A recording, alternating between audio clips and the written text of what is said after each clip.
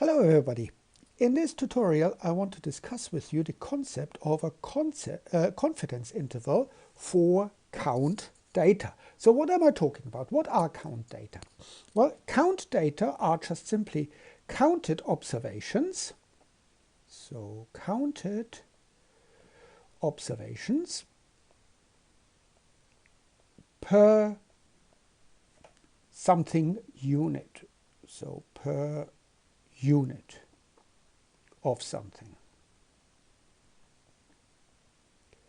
So this could be, for example, cells per 100 milliliter volume, or it could be colonies per dish, or it could be even, let's say, raisins per bagel or something like that. These are typically count data because I do count observations, and these observations are usually whole numbers. So I have 5 raisins per bagel, or 10 worms per apple, or something like that. It's important to recognize, and we will see this later, that the units are different. The units are different for the numerator and denominator, and that's an easy way to tell that we've got count data.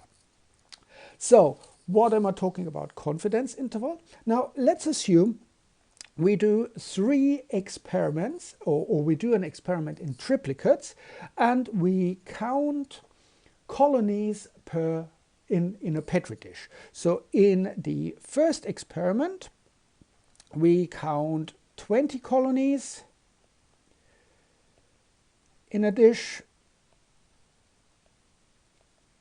In the second one we count 15 colonies in the dish, and in the third one we count, let's say, 25 colonies in the dish. So we've got 3 Petri dishes and we count the colonies. Now what we can do is, of course, we can calculate the average. We can calculate the average of colonies, and that's very easy. We have done that since secondary school. So that is just simply 20 plus 15 plus 25 divided by 3, and this gives us an average of 20 colonies per dish. And I just abbreviate colonies with a C. So that's very easy to calculate. Now, what would happen? What would you predict? What would be the average of colonies per dish if we did not have just, say, 3 samples, if we actually had 1,000 samples, if we had 1,000 dishes? So we do the experiment not in triplicate but in 1,000-fold. What do you think would be the average? Can you actually say exactly what the average would be? What is the average? Well, what we can say is we probably would think that it would be close to, say, 20 colonies per dish, roughly, based on the information that we have, based on our 3 little experiments that we had here. But it would be around 20 colonies per dish, give or take a few. So give or take a few colonies. Or we can also say, we make this assumption that if we had 1,000 dishes, the average for these 1,000 dishes would be, say, between, let's say, I don't know, 18 to 22 colonies per dish. That would be roughly our estimate. And that seems reasonable based on the information that we have here. Now, what would happen? But we would not be able to say, right, it's exactly 20. We would say this is a sort of an interval. And we are pretty confident that we are in this interval if we had 1,000 dishes. What would happen if we had an infinite number of dishes?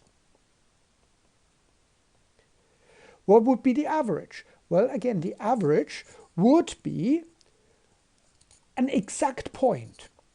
The average, if we could measure all the infinite number of dishes that we have, we would come to one precise average.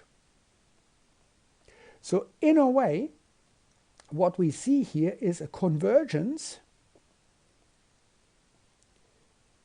I write it like that. The convergence goes towards what we call the population mean. Population mean.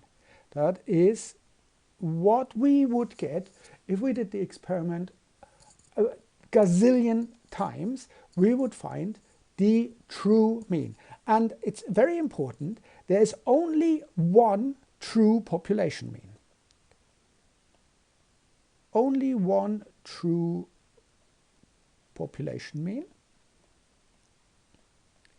But of course, there are loads and loads of sample means.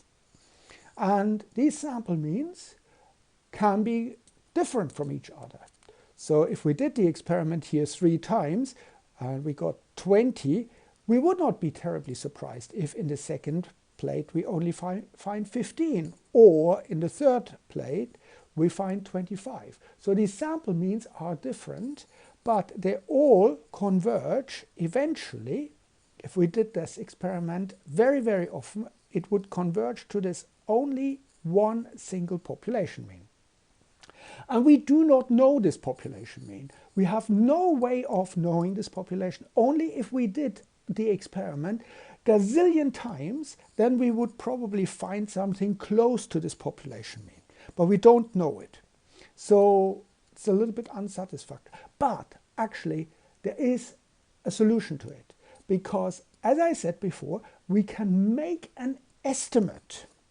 So we can estimate the population mean. And we can say, right, based on the samples that we have, based on samples, we can make a sort of an inference for the population mean. So we've done 3 samples here, and actually sometimes only one sample is enough. We can make an estimate, and what we estimate is the population mean, or rather, it's not exactly the population mean. We can estimate this interval. We can say, based on our sample that we take, we can give an estimate where we think this population mean will be located. So we can say, based on the first sample, so we say 20 colonies per dish, and based on this sample, we can make an estimate. The population mean is somewhere between, let's say, 12 and 31 colonies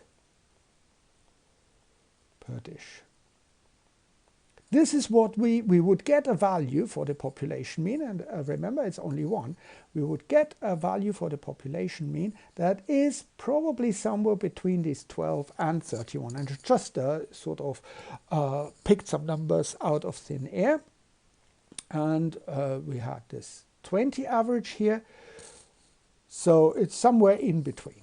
That is what our estimate is. Now, it is surprisingly complex to calculate this, what is called this confidence interval, sometimes abbreviated as CI. And it's surprisingly complicated to calculate that, and Excel doesn't have a dedicated function for it. But luckily there are some online calculators. And here is an online calculator that's really good. This is the online calculator from Evan Miller. Let's clear it. So what we are trying to make sure is count data. That is what we are dealing with. Now let's calculate what is the confidence interval if we have 20 colonies in one dish. And what we see is this confidence interval between 12.2 and 30.9. So I wasn't too bad with my estimate earlier. So here the calculator says, based on this calculation, the confidence interval is between 12.2 and 30.9 colonies per dish. What does that mean? It means that based on this one sample, I assume that the true average, the true mean for colonies on dishes, if I did this experiment a gazillion times, is somewhere between 12.2 and 30.9. I can also say, okay, we had a total of 60 cells in 3 dishes. Now let's see. What do we get? So let's calculate this. So we had 60 in 3 dishes. So we get a confidence interval between 15.3 and 25.7. Let's write this down. So for 60 in 3 dishes, we get 15.3 to, what was it, 25.7 to 25.7 counts colonies per dish. What we see is that our confidence interval is now smaller than when we had just one dish. So with one dish we had 12.2 to 30.9. With 3 we have a slightly smaller confidence interval, 15.3 to 25.7. So what we say is, based on these 3 experiments, we can say fairly confidently that the true population mean, and remember there's only one population mean, the true population mean is most likely somewhere in between these 15.3 and 25.7. Now let's assume we do, say, we do 100 dishes. So, and our average would be 2,000 divided by 100, let's say. What would you expect? Would you expect the confidence interval larger or smaller than we had before? Well, we can just simply check that very easily. So let's say we had 2,000 cells and we had 100 dishes.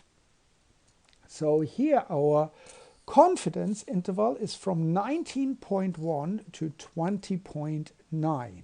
So 19.1 to 20.9. So this would be probably somewhere here. So our confidence interval becomes smaller and smaller and smaller because we've got far more information here. And it's not just, just lucky draw like we had with one sample or even with 3 samples here. We have lots of samples, and what we can see here is that if the sample size goes up, the confidence interval becomes smaller and smaller. So in this tutorial, you should now understand what are count data. What do we mean by population mean of count data? This is actually the average of our dishes or raisins per bagel or something like that. And you should also be able to use this confidence interval calculator at Evan Miller, and the description or the link to it is in the description to this video. So I hope this makes sense, and thank you very much for watching.